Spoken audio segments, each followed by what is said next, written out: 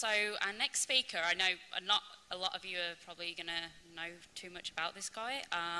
He's the filmmaker and director of the Zeitgeist film series. Yeah. He's flown in to come and give you guys a talk. Here you go, Peter Joseph.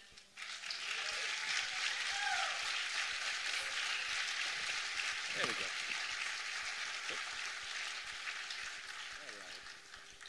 So I've given a great number of talks the past, I'd say 15 or 16 months. I'm getting really tired of hearing myself speak. And with that comes a kind of a general frustration, because what I've been doing over the course of the past few years is taking the same information, more or less, and moving it around and trying to communicate it in different ways, different angles to appeal to different values and different levels of education. Those that are familiar with the talks that I've given, there will be some overlap. Of course, all the wonderful presenters we've had earlier, naturally there's going to be some repetition. So please bear with that.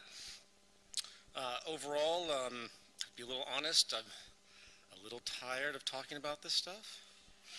But it's all within good reason, and I'm formulating new ways to kind of make this more creative and expansive as I move forward. But in the words of the late, great comedian Bill Hicks, pardon me as I plow through this shit one more time.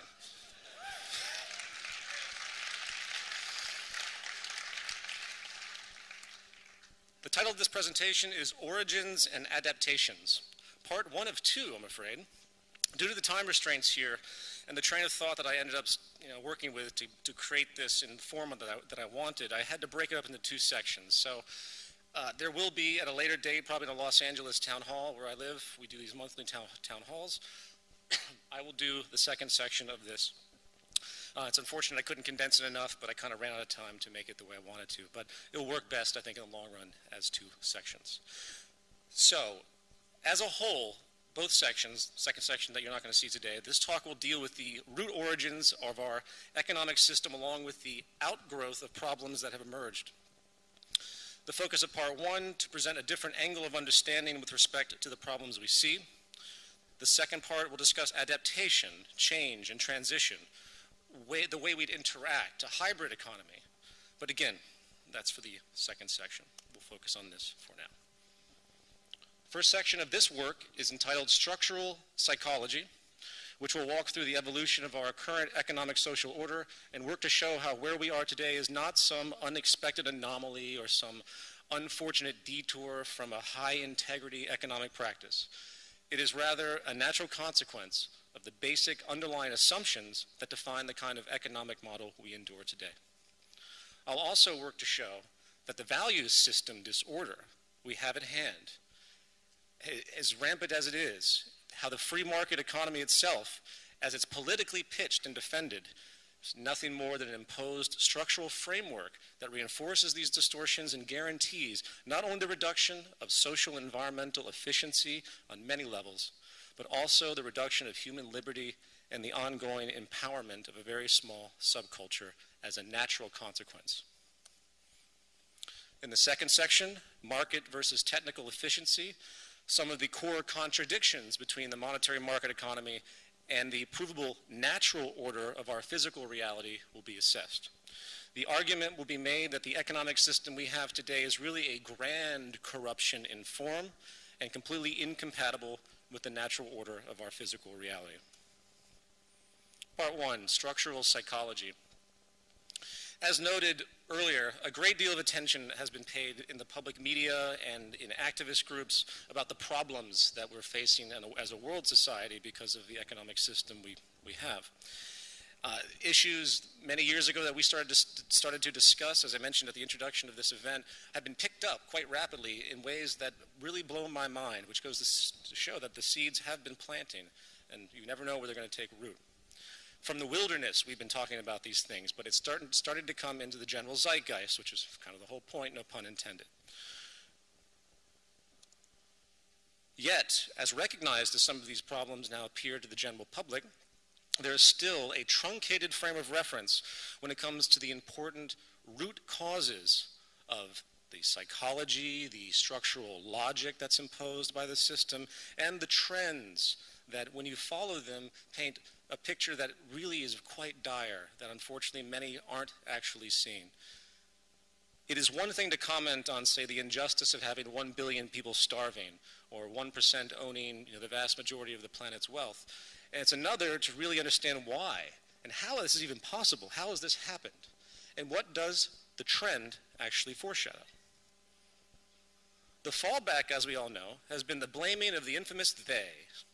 Everyone wants to blame somebody. It's the easy way out. The right blames the left, the economists blame the state, the poor blame the rich, so on and so forth. The psychological and structural pressures that comprise human motivations are typically ignored. For example, when we think about the ruling class and what has now been globally branded the 1%, the most critical question is not what to do about the injustice of the circumstance. It's too ahead. The real question is, how is such a reality even possible? What mechanisms have set this pattern in motion to enable the condition? Are the 1% a manifestation of the current system, or an anomaly? Why is it that those in our legislative bodies seem to always come from the same pool of people? Is it really any surprise that our elected officials continue to hold up policies that support the very class they have been groomed or bred into? Is it any surprise that in a system based on social warfare, where the market is driven solely by the intent of personal or group gain at the advantage and exploitation of others, that those who are most rewarded by this system ethic often show characteristics of indifference and elitism? In a recent study by the University of Michigan entitled "Higher Social Class Predicts Increased Unethical Behavior," it was found that the upper class individuals often behave more unethically than lower class individuals. It appears that the more privileged people are in this system, the greater tendency to lie, to cheat, to take things meant for others, to cut others off when driving, not to stop for pedestrians at crossings, and to endorse unethical behavior than people that are in the lower classes. I would contrast this point that many years ago was also found in America. A big study was done that found that the lower and middle classes would donate their time and money to poverty and charitable organizations exponentially more those that are very wealthy. More money more percentage of income was donated, and more time was donated. Yet the wealthy have much more money, and they generally have more time. Interesting. John Lennon once said, "Our society is run by insane people for insane objectives. I think we're being run by maniacs for maniacal ends, and I think I'm liable to be put away as insane for expressing that." And I would obviously have to agree in gesture, but the reality is that those in positions of power today only appear insane when their restricted belief systems are compared to a more viable benchmark. Within the frame of reference they understand, they most certainly are not insane. Rather, they are a manifestation of an outdated societal reward and reinforcement system that continues to uphold and protect the structural insanity we unfortunately still call normality. So with that in mind, let's now quickly consider how our economic political system and its defining values essentially emerged. It's safe to say that the Neolithic Revolution was likely the most profound social shift in human practice on record. It is in many ways the dawn of applying scientific causality for human utility, enabling us to better control our environment, not to mention understand it. We went from a natural balance with the regeneration of planetary resources to one where we could cultivate and create almost at will. Consequently, this allowed for the stockpiling of food and tools and eventually set the stage for what we know as trade, as one producer who has, say, corn, might find a balance of demand with another producer of, say, wheat, and then barter would commence. Then, once our nomadic ancestors slowly began to settle in fertile regions, establishing city and state systems, hence emerging the introduction of land rights, law, property, and all the underlying social logic we clearly see today. Then with respect to trade, cumbersome barter was replaced by product values being represented by precious metals and rare materials. It then moved to paper certificates, and then eventually to the introduction of banks, the digital revolution, where now essentially these abstract, empty structures house only digits on screens and pieces of paper that don't mean anything in reality. Basically a religious belief imposed by culture that gives value to these symbols. The first thing to point out, one of my biggest frustrations when I talk to people that deal with traditional economics, the introduction of money was not just the introduction of a medium of exchange. How many people have heard that? No, money's just a medium of exchange. What does that mean? How is that possible? The introduction of money was the introduction of a new form of abstract property, which had an inherent characteristics that were never fully realized many, many centuries ago. Adam Smith and John Locke, those notable economic philosophers who essentially formalized the current system as we know it, likely never imagined that the most profitable and influential industry on the planet would eventually be in the realm of stock trading and investment, where money moves not for the sake of creativity or direct production, but for the purpose of systematic extraction of simply more money. Likewise, we went from a producer class trading the fruits of their labor with other producers, which actually did enable a unique form of human freedom and abstraction, to a system where those with high wealth concentrations, money, are able to detach from the producer role entirely and instead buy human labor as a commodity, and under the metaphysical notion of capital investment, are able to exploit those who actually invent and produce for their own narrow personal gain and power, even though they produce absolutely nothing.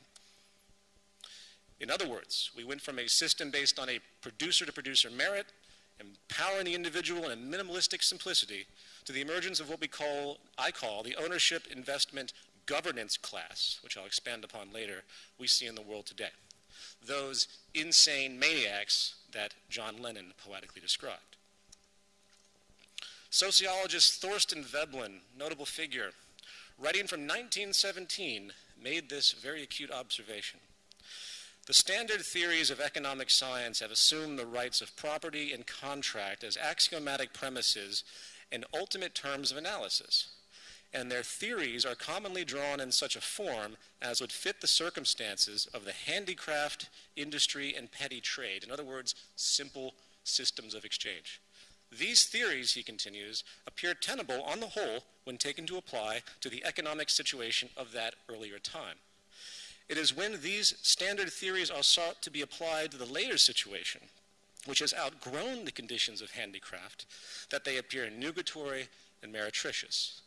The competitive system, which these standard theories assume as a necessary condition of their own validity, and about which they are designed to form a defensive hedge, would, under those earlier conditions of small-scale enterprise and personal contact, appear to have been both a passably valid assumption as a premise and a passably expedient scheme of economic relations and traffic. He continues. Under that order of handicraft and petty trade that led to the standardization of these rights of ownership in the accentuated form which belonged to them in modern law and custom, the common man had a practicable chance of free initiative and self-direction in his choice in pursuit of an occupation and a livelihood, insofar as rights of the ownership bore in his case. However, this complexion of things, as touches the effectual bearing of the institution of property and the ancient customary rights of ownership, has changed substantially. The competitive system has in great measure ceased to operate as a routine of natural liberty, in fact, particularly insofar as touches the fortunes of the common man. And, as would be expected, the change in popular conceptions has not kept pace with the changing circumstances.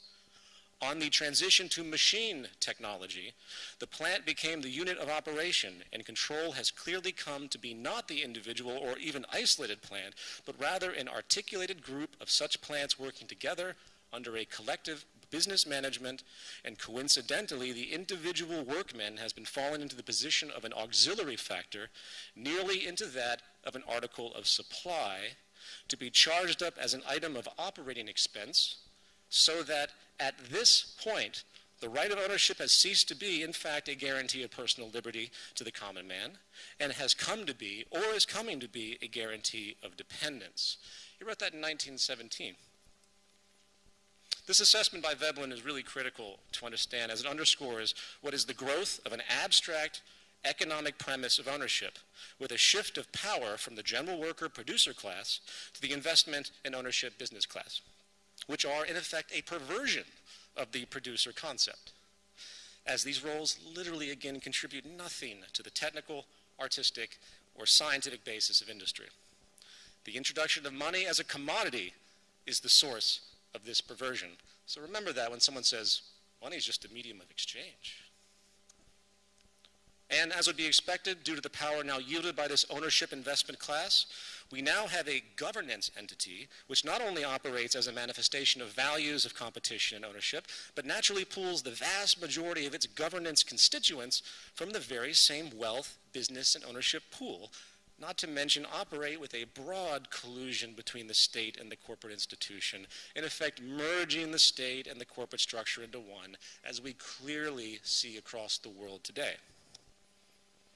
On this issue of the ownership class and hence its inevitable morphine into the governance class, Veblen states, the responsible officials and their chief administrative officers, as so much as may at all reasonably be called the government or administration, I love early English bourgeois smartass, are invariably and characteristically drawn from these beneficiary classes, nobles, gentlemen, or businessmen, which all come to the same thing for the purpose in hand, the point of it all being that the common man does not come within these precincts and does not share in these councils that are assumed to guide the destiny of the nations.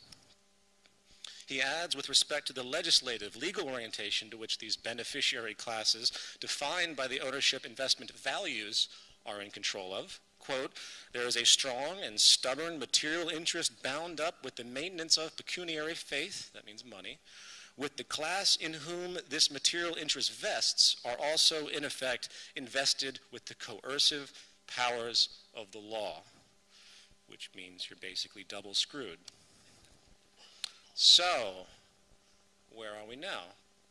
Today, I'm sorry to say, we have little more than a covert system of slavery, which not only motivates people and groups to directly exploit for their preservation and expansion, the very construct of social operation, government and law, has evolved to preserve the integrity of the established elitist power structure and values as well. I call this structural classism, which is derived from an old phrase used in the 1960s by an activist named Stokely Carmichael called institutional racism. Structural classism really is a racist institution, as I'll describe. Only this time the oppression is based on monetary social status, not the color of your skin. Some quick examples of this are debt and interest, capital gains, pay scales, and credit rankings.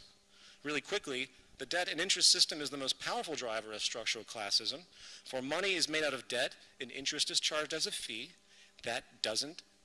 and that interest doesn't exist in the money supply outright. And since the lower middle classes are the ones who need to take interest-bearing loans to afford cars, homes, and education, the vast majority of people are put into positions of imposed scarcity, with the pressures of debt constantly reaffirming their class status and hence lack of social mobility. Not to mention that the interest charged for those loans are then often paid to the upper class, who might invest their free cash into CDs or the like in a financial institution, making money off the interest while the poor pay it. You don't get much more structurally biased than that. Capital gains, which is the profit generated from the investment in the stock market, is likely, in fact, the key source of income disparity in the West, hence class permanence. The top 0.1% of a percent, earns 50% of all capital gains today. And according to Forbes, capital gains make up 60% of the income made by those in the Forbes 400. That's enormous. The top 400 richest people in America make 60% of their money through the capital gains that they get from the stock market. That's ridiculous. In other words, the art of turning money into more money, the stock market, this rich man's game that's been invented by them for their own purposes, really is the most massive driver of inequity and class division, and it's built into the design. The stock market should have been shut down a long time ago.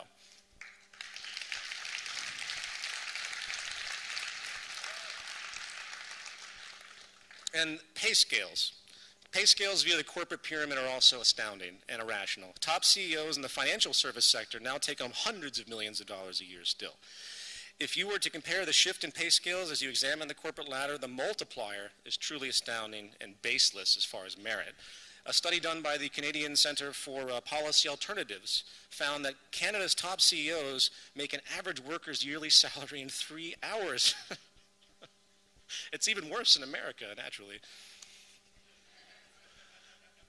And the final issue I'll address on this regarding structural classism has to do with the credit system, which is pretty much universal. Those in the lower and middle classes are always under the benchmark, if you will, for the cost of survival in terms of their available cash. Homes, education, cars, no one has the type of money to pay outright for this in those lower classes. So credit must be used.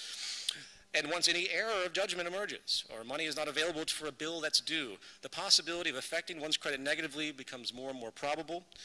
Very common with hospital bills, for example, which is a leading cause of bankruptcy in America. And once it's tarnished, it becomes a self-feeding feedback loop, if you will. And I've seen this with numerous friends of mine, where once they get a little bit inhibited, they can't get above water, and it's one big, massive spiral, and they end up at the bottom of their credit with very, very little options in the way they conduct their financial life. It's structurally classed. I could provide many more examples of this, but I think you get the point. The structure of this system benefits the ownership, investment, governance class, continually securing the financial well-being of the wealthy elite while systematically inhibiting the well-being of the lower and middle classes to keep them in their place, if you will. And back to my main point, what did you all expect?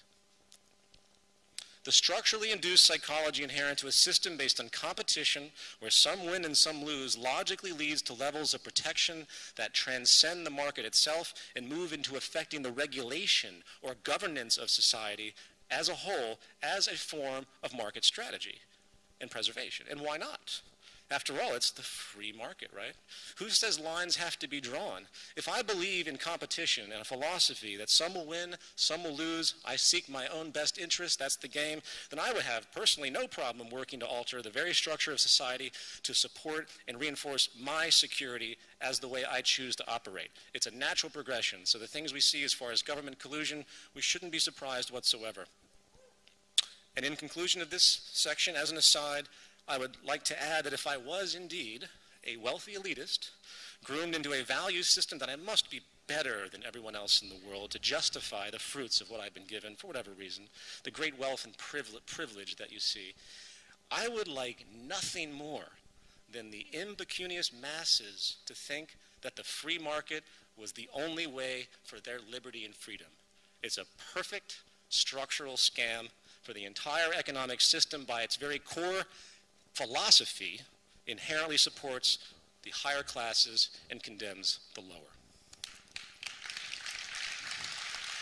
Thank you. Section 2, market versus technical efficiency. In the prior section, we quickly glossed over how the market economy has undergone a natural evolution, where the benefits it used to have in a more simple period of human history are now deeply overshadowed by the misaligned philosophy that was inherent to its root premise. It was just a matter of time, through technological means, other developments, that the result would be a covert, structured oppression that can only continue the division of society with more social imbalance and, unfortunately, destabilization. Now I would like to take a look at the foundational practice of the market economy in a more physical science context and consider how those attributes that are inherent to it are environmentally disconnected, decoupled from the natural world as it actually exists, as science has taught us. The context is efficiency, and there are two opposing systems at work. The first we will call market efficiency, which has to do with the fluid operation of the monetary market system and abstraction, while the second is technical efficiency, has to do with the physical natural laws and how we best align with the environment for our own sustainability. But I'd like to first remind ourselves what an economy is supposed to be by definition. In early Greek, it means the management of a household and being efficient with that management, hence reducing waste. Keep that in mind. For the sake of the comparison I'm about to make, I want to define my terms for clarity. And I'm mixing this up a little bit. We often use the term resource-based economy, which is perfectly applicable. Resource-based economy can sometimes be semantically construed. I've heard people use it in very weird contexts because they think, for example, a monetary economy is resource-based because you use resources. Or they think that a resource-based economy would be a gold standard economy or something like that. So I prefer the term, at least at this point in time, the natural law economy, because it's referencing scientific natural law. And this would be essentially defined as follows if it was actually in practice. Decisions are directly based upon scientific understandings as they relate to optimized habitat management and human health. Production and distribution is regulated by the most technically efficient and sustainable approaches known. Very simple. Market economy, as it is practiced today, would be defined as follows in operation. Decisions are based on independent human actions through the vehicle of monetary exchange, regulated by the pressures of supply and demand. Production and distribution is enabled by the buying and selling of labor and material provisions with the motivations of the personal group, the competitive self-interest, as the defining attribute of unfolding and initiation. Here are 7 economic attributes that each economic shares in a certain contextual comparison, all of which I'm going to address one by one.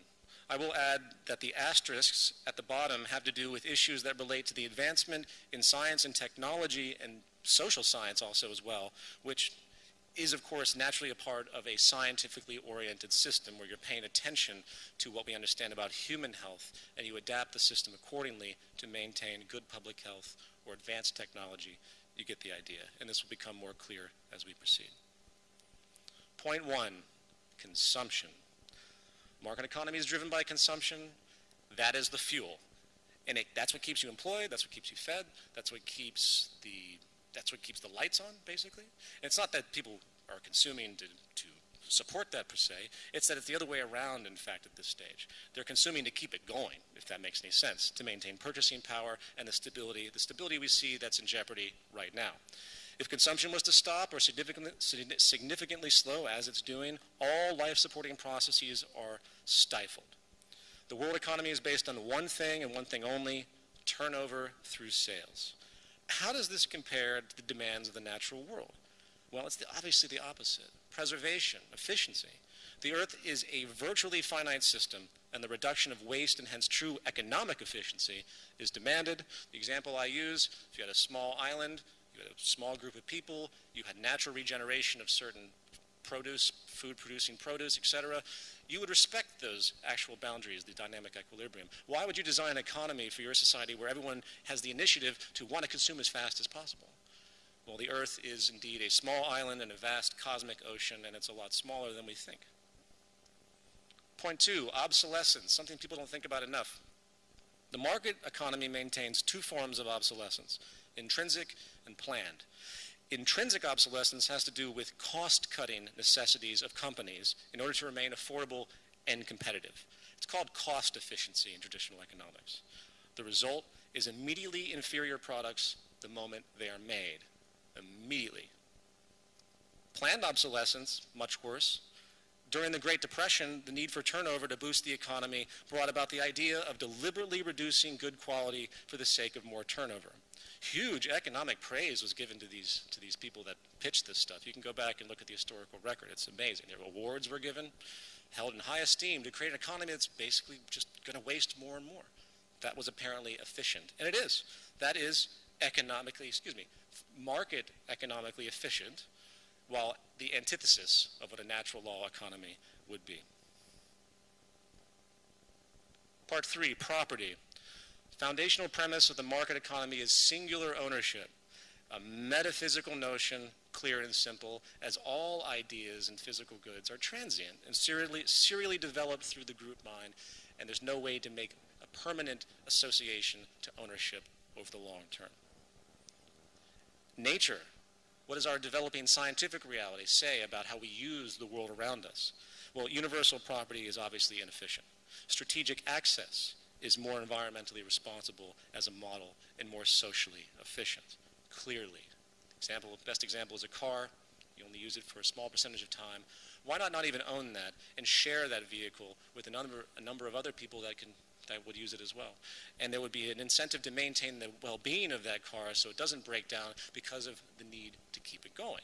That's for another conversation, as I would address in the second part of this talk when I talk about a hybrid system and certain processes that can be used to demand the corporations actually support truly efficient products. But that's my tangent for the evening.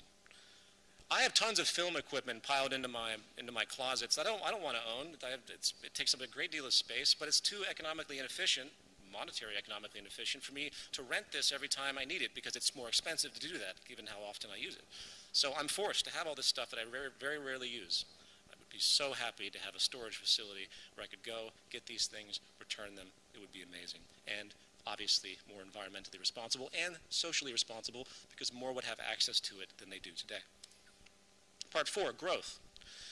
The market economy not only needs consumption in general, as mentioned, it actually requires growth of consumption and increasing rates of it, I'm sorry to say.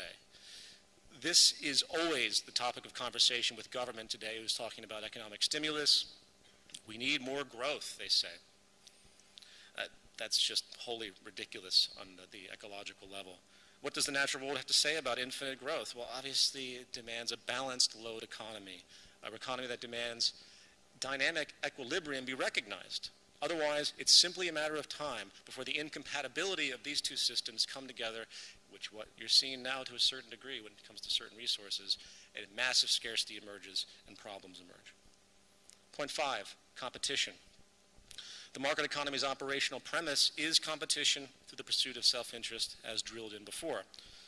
The sociological scientific reality is that human collaboration is at the core of all invention in reality. And psychological studies now show long-term distortions and inapplicable qualities of the competitive view, as Matt mentioned earlier with the research of Alfie Cohen. As denoted in the first section of this talk, competition itself as a foundational structured philosophy is at the core of an enormous number of atrocities and inhumanity, and it just simply isn't necessary as a method, despite people's claims of human nature and the like. It's obvious that we can collaborate.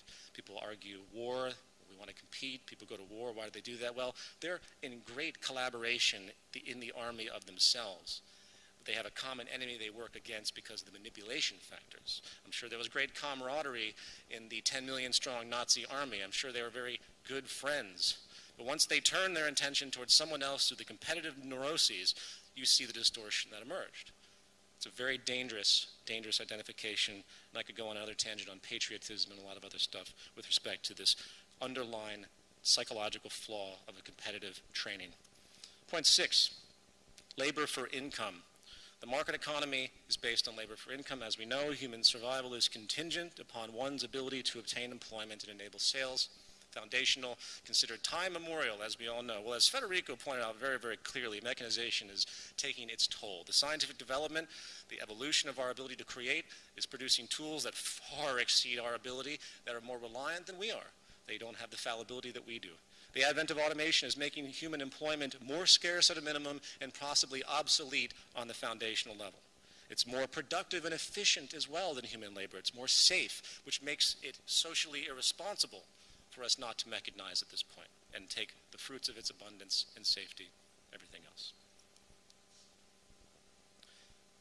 Last point, point 7, scarcity and imbalance.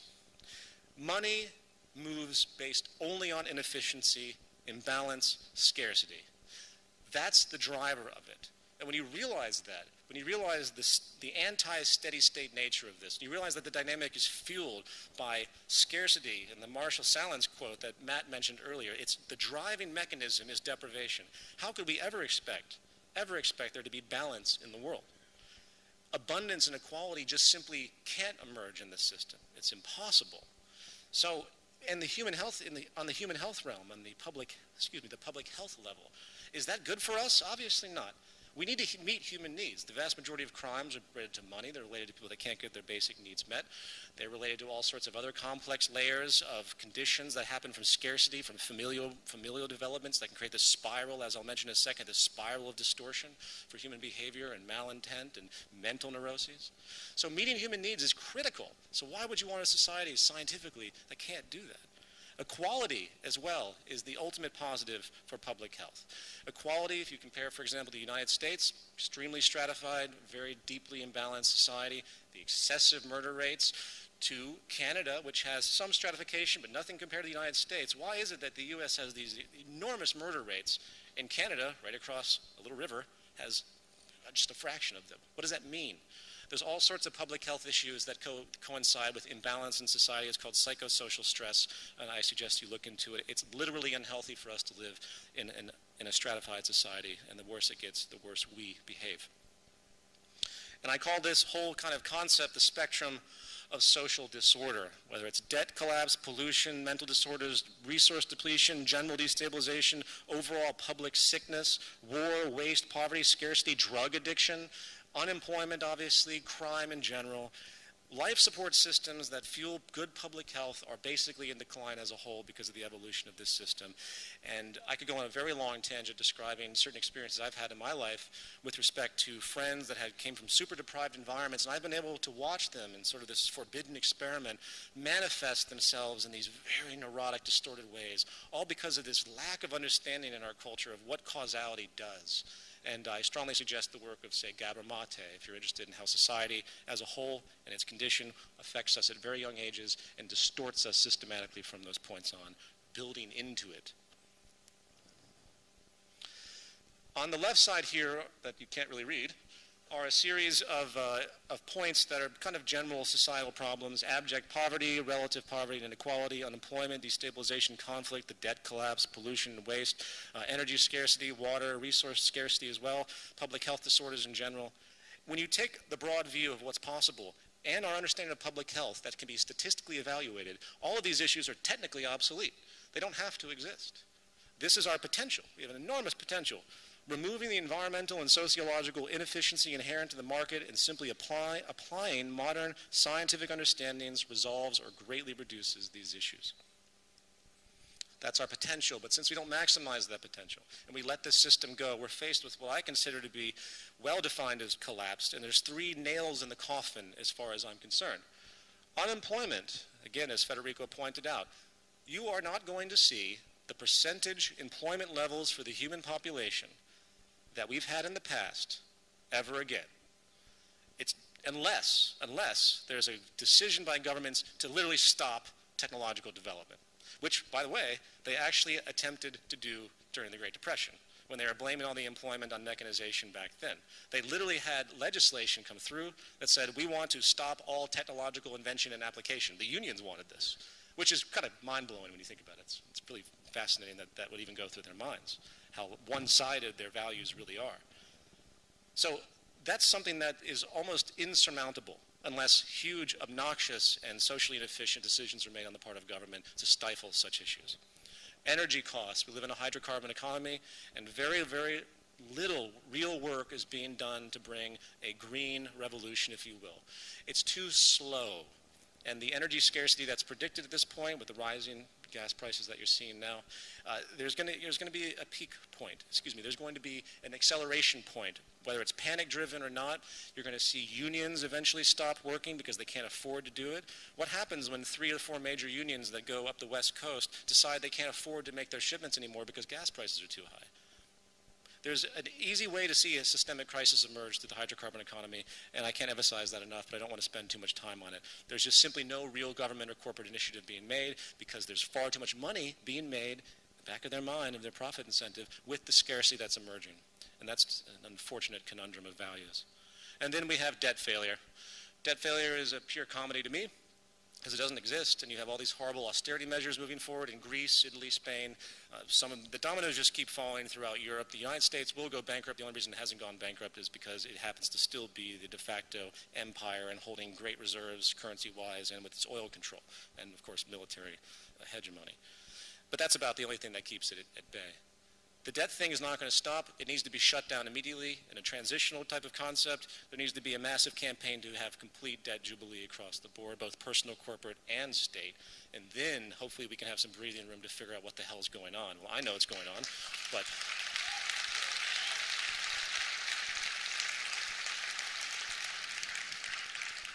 But again, do you see any of that rhetoric happening in your governmental talks about this issue? No, they pretend it's real, like it's a physical, natural law. And it's, out of all these issues, that's the one that insults me the most, frankly. And I'm sorry to say, due to time restraints, I wish I had more time to reflect on really what my original focus was a proactive kind of thing to not only harp on the problems, but to talk about change as well. We're faced with a critical social imperative where each of us has a responsibility to ourselves and each other. In the next part of this talk, I'm going to do my best to talk about, a hybrid system of economics with one foot in the market system and one in a natural law, resource-based economy system, and how these things can be connected and pooled, and how a new level of activism, a new level of initiative can be made by us and creative thinkers and activists to really start to push this in a step-by-step basis before it's too late. It's one of the greater criticisms that any of the organizations that talk about new social systems face. How do you get there? And I'm going to do my best, and I've done a great deal of work on it, and I hope to have that presented within, say, 2 months or so, and you can see it at the zeitgeistmovement.com, and so on and so forth. But until then, I thank you for your patience, and thank you for coming today.